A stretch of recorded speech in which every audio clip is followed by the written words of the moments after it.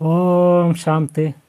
ವೀಕ್ಷಕರ ಅಭಿಮಾನಿಗಳೇ, ಭಕ್ತರೇ, ಗುರುಮಕ್ಕಳೇ, ನಿಮ್ಮೆಲ್ಲರ ಒಳ್ಳೆಯದಾಗಲಿ. ಹಿಂದೂ ಸನಾತನ ಧರ್ಮ, ಹಿಂದೂ ಧರ್ಮ ಉದ್ಧಾರಕ್ಕಾಗಿ ದುಡಿದಂಥ ಛತ್ರಪತಿ ಶಿವಾಜಿ ಮಹಾರಾಜ್, ರಾಣಾ ಪ್ರತಾಪ ಸಿಂಹ, ಸದಾಶಿವರಾಯ್, ಬಾಜಿರಾವ್ ಸಿಂಧೆ, ಝಾನ್ಸಿ ರಾಣಿ ಲಕ್ಷ್ಮೀಬಾಯಿ, ಕಿತ್ತೂರು ಚೆನ್ನಮ್ಮ, ಇನ್ನೂ ಅನೇಕ ಹಾಗೆ ಸಂಗೊಳ್ಳಿ ರಾಯಣ್ಣ, ಮದಕರಿ ನಾಯಕ, ಹಾಗೆ ಅಕ್ಕ ಬುಕ್ಕರು ಹಾಗೂ ವಿದ್ಯಾರಣ್ಯ ಹಾಗೂ ಚಂದ್ರಗುಪ್ತ ಮೌರ್ಯ, ಅಶೋಕ ಚಕ್ರವರ್ತಿ, ಬಿಂದುಸಾರ, ಚಾಣಕ್ಯ ಮಹಾರಾಜ, ಸಾಕಷ್ಟು ಮಂದಿ, ಹಾಗೆ ಪುರು ಹೀಗೆ ಸಾಕಷ್ಟು ಮಂದಿ ರಾಜಕುಮಾರರು, ರಾಜರು, ರಾಣಿಯರು ಹಿಂದೂ ಸನಾತನ ಧರ್ಮಕ್ಕಾಗಿ, ಅದರ ಏಳೆಯಾಗಿ ಉದ್ಧಾರಕ್ಕಾಗಿ, ಇಲ್ಲಿನ ಸಂಸ್ಕೃತಿ ಸಂಸ್ಕಾರಕ್ಕಾಗಿ ಹೋರಾಟ ಮಾಡಿದಂಥವ್ರು.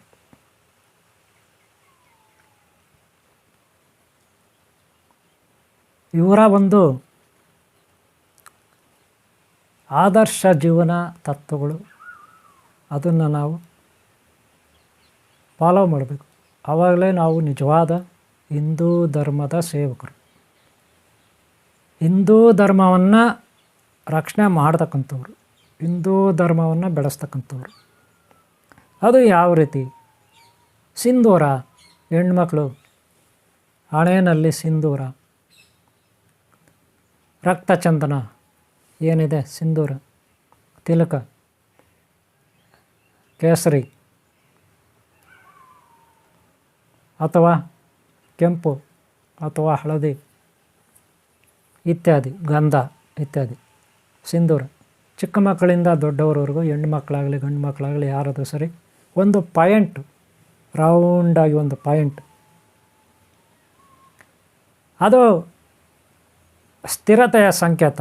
ಒಂದು ಪಾಯಿಂಟ್ ಇಟ್ಟರೆ, ಒಂದು ಶಿವಲಿಂಗದ ಮೇಲೆ ಅಥವಾ ದೇವಿ ಮೂರ್ತಿಗಳ ಮೇಲೆ ಒಂದು ಪಾಯಿಂಟ್ ಇಟ್ಟಿರ್ತಾರೆ, ಅದನ್ನು ಬಟ್ಟು ಅಂತಾರೆ.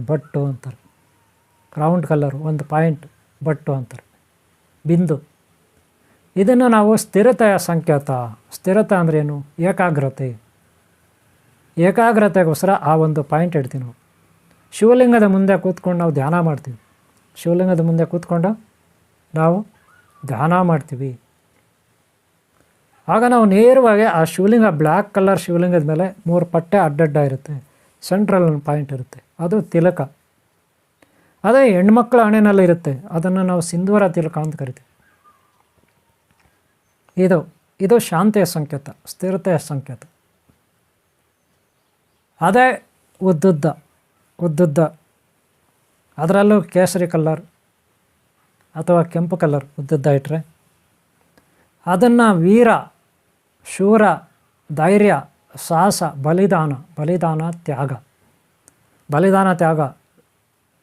ಶ್ರೀ ಛತ್ರಪತಿ ಶಿವಾಜಿ ಮಹಾರಾಜ್ ಯಾವ ರೀತಿ ಇಡ್ತಿದ್ರು, ರಾಣಾ ಪ್ರತಾಪ ಸಿಂಹ ಯಾವ ರೀತಿ ಇಡ್ತಿದ್ರು, ಬಾಜಿರಾವ್ ಸಿಂಧೆ, ಸದಾಶಿವರಾಯ್ ಇವರೆಲ್ಲ ಯಾವ ರೀತಿ ಇಡ್ತಿದ್ರು,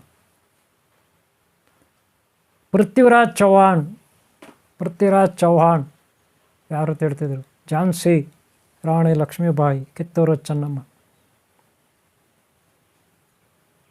ವೀರರು, ಶೂರರು, ವೀರರಾಣಿಯರು, ವೀರ ರಾಜಕುಮಾರರು, ರಾಜಕುಮಾರಿಯರು ಇವರೆಲ್ಲ ಹಿಂದೂ ಧರ್ಮದ ಒಂದು ಹೋರಾಟಕ್ಕಾಗಿ ಹೋರಾಟ ಮಾಡಿದವರು. ಇದನ್ನು ಉದ್ದುದ್ದ, ಬಲಿದಾನ, ವೀರತನ, ಶೂರತನ, ತ್ಯಾಗ, ಬಲಿದಾನಕ್ಕಿದು ಹೆಸರಾದದ್ದು ತಿಲಕ. ನಿಜವಾದ ಹಿಂದೂ ಧರ್ಮದ, ಹಿಂದೂ ಸಂಸ್ಕಾರ ಸಂಸ್ಕೃತಿಯ ರಕ್ಷಕರು ಇವರೆಲ್ಲ. ಗೊತ್ತಾಯ್ತಲ್ಲ? ಅದೇ ಕುಂಕುಮನೇ ಹಣೆಯಲ್ಲಿ ಇಡಲ್ಲ ಅಂತ ಇಟ್ಕೊಬಿಡಿ. ಕೇವಲ ಈ ಬತ್ತಿ ಒಂದೇ ಒಂದು ಚೂರು ಇಟ್ಕೊಳ್ತಾರೆ. ಕೆಲವರು ಕುಂಕುಮನೇ ಹಣೆಯಲ್ಲಿ ಇಡಲ್ಲ. ಅದೇನು ಅವರು ಶಾಂತಿ ಅಂತ ಹೇಳ್ತಾರೆ. ಅದು ನನಗೆ ಗೊತ್ತಿಲ್ಲ.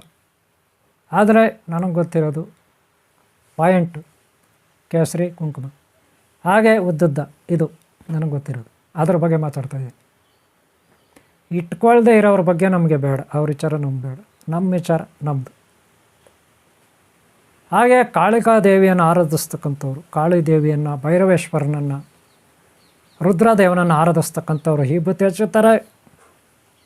ನಾಗಸಾಧುಗಳು, ಅಘೋರಿಗಳು, ಎಷ್ಟೋ ಮಂದಿ ಋಷಿಮುನಿಗಳು ಇವರೆಲ್ಲ.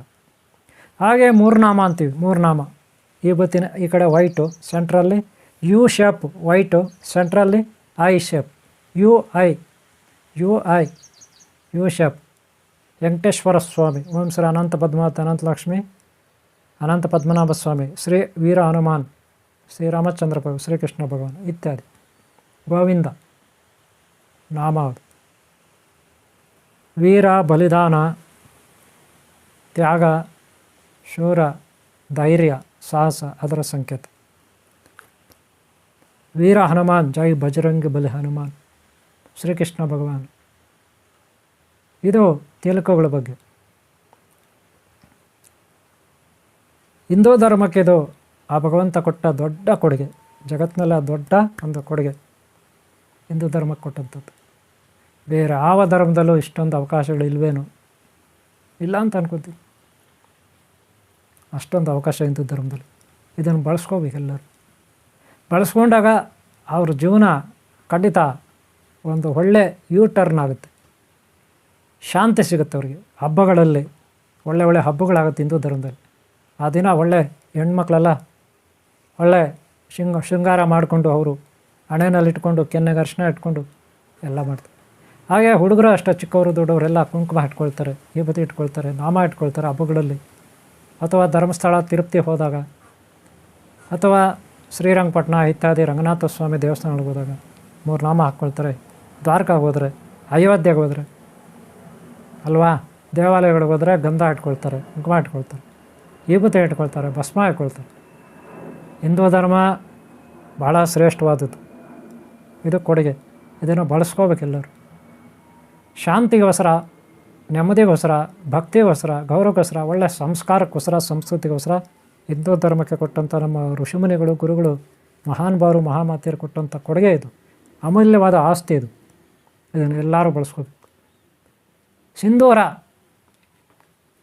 ತಿಲಕ ಗೊತ್ತಾಯ್ತಲ್ಲ, ತಿಲಕ.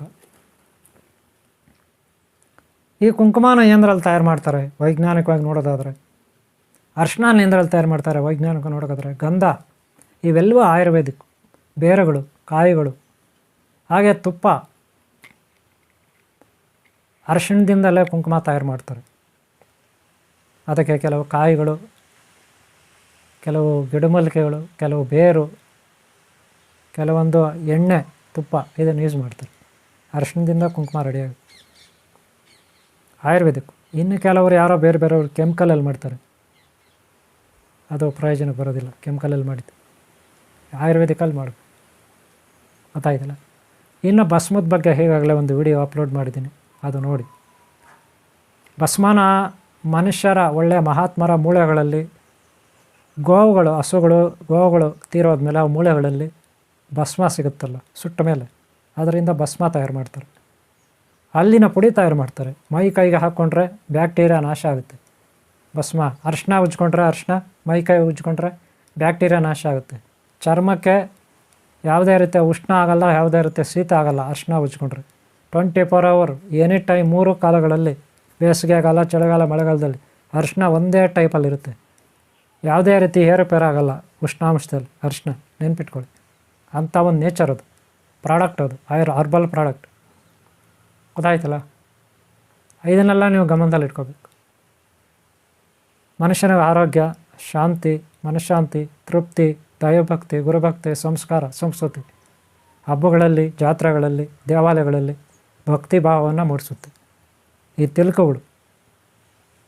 ಹಾಗೆ ಯುದ್ಧಕ್ಕೆ ಹೋದಾಗ ಅವರಿಗೆ ಧೈರ್ಯ, ಸಾಹಸವನ್ನು ತುಂಬುತ್ತೆ. ಬಲಿದಾನ ಹೇಗೆ ಇರಬೇಕು, ತ್ಯಾಗ ಹೇಗೆ ಮಾಡಬೇಕು, ಯುದ್ಧದಲ್ಲಿ ಹೇಗೆ ಹೋರಾಟ ಮಾಡಬೇಕು, ಶತ್ರುಗಳನ್ನು ಹೇಗೆ ಮಣಿಸಬೇಕು, ಅದನ್ನು ಆ ವೀರ ತಿಲಕ ತಿಳಿಸುತ್ತೆ.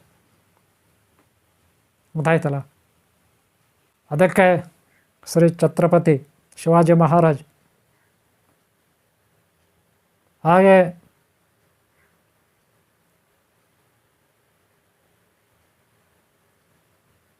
ರಾಣಾ ಪ್ರತಾಪ ಸಿಂಹ, ಹಾಗೆ ಬಾಜಿರಾವ್ ಸಿಂಧೆ, ಹಾಗೆ ಸದಾಶಿವರಾಯ್, ಹಾಗೆ ಸಂಗೊಳ್ಳಿ ರಾಯಣ್ಣ, ಹಾಗೆ ಮದಕರಿ ನಾಯಕ, ಹಾಗೆ ಕಿತ್ತೂರು ಚೆನ್ನಮ್ಮ, ಹಾಗೆ ರಾಣಿ ಲಕ್ಷ್ಮೀಬಾಯಿ, ಹಾಗೆ ಮುಸ್ಲಿಮರಲ್ಲೂ ಇದ್ದಾರೆ ಚಾಂದ್ ಬೀವಿ, ಗೊತ್ತಾಯ್ತಲ್ಲ. ಇನ್ನೂ ಸಾಕಷ್ಟು ಮಂದಿ ಇದ್ದಾರೆ, ಬೇರೆ ಬೇರೆ ಧರ್ಮಗಳಲ್ಲೂ ಇದ್ದಾರೆ. ದೇಶದ ಸ್ವತಂತ್ರಕ್ಕಾಗಿ ಹೋರಾಟ ಮಾಡಿದವರು. ಆದರೆ ಹಿಂದೂ ಧರ್ಮಕ್ಕಾಗಿ, ಹಿಂದೂ ಧರ್ಮ ರಕ್ಷಣೆ ಮಾಡೋಕ್ಕೆ ಹೋರಾಟ ಮಾಡಿದವರು ಅನ್ಯ ಧರ್ಮೀಯರೂ ಇದ್ದಾರೆ, ಗೊತ್ತಾ ನಿಮಗೆ. ಬ್ರಿಟಿಷರು ಇದ್ದಾರೆ, ಹಿಂದೂ ರಾಷ್ಟ್ರಕ್ಕಾಗಿ, ಹಿಂದೂ ರಾಷ್ಟ್ರಕ್ಕಾಗಿ ಹೋರಾಟ ಮಾಡಿದವರು ಬ್ರಿಟಿಷರು ಕೂಡ ಇದ್ದಾರೆ. ಅದು ಸಮಯ ಬಂದಾಗ ವೀಡಿಯೋ ಮಾಡ್ತೀನಿ, ಯಾರು ಅಂತ ನಾನು ತೋರಿಸ್ಬಿಡ್ತೀನಿ, ಕೆಲವೆಲ್ಲ ಅವ್ರ ಬಗ್ಗೆ ವೀಡಿಯೋ ಮಾಡ್ತೀನಿ. ಈ ತಿಲಕಕ್ಕೆ ಅಷ್ಟು ವ್ಯಾಲ್ಯೂ ಇರುತ್ತೆ. ಅದಕ್ಕೆ ನಿಮ್ಮ ಮನೆಯಲ್ಲಿ ಮಕ್ಕಳಿಗೆ, ದೊಡ್ಡವರಿಗೆ ಸಂಕೋಚ ಪಟ್ಕೊಳ್ತಾರೆ ಎಲ್ಲರೂ ಹಾಕ್ಕೊಳ್ಳೋಕ್ಕೆ. ಕೆಲವರು ತಪ್ಪು,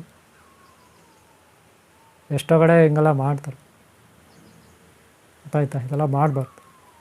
ಯಾವಾಗಲೂ ಒಳ್ಳೆಯದನ್ನು ಮಾಡಬೇಕು. ಇವುಗಳನ್ನೆಲ್ಲ ದೇಶ ಮಾಡಬಾರ್ದು. ಹಾಗೆ ಅವಮಾನ ಮಾಡಬಾರ್ದು, ಅವಹೇಳನ ಮಾಡಬಾರ್ದು, ಗೊತ್ತಾಯ್ತಲ್ಲ. ಹಿಂದೂ ಧರ್ಮ ರಕ್ಷಣೆ ಆಗಬೇಕು.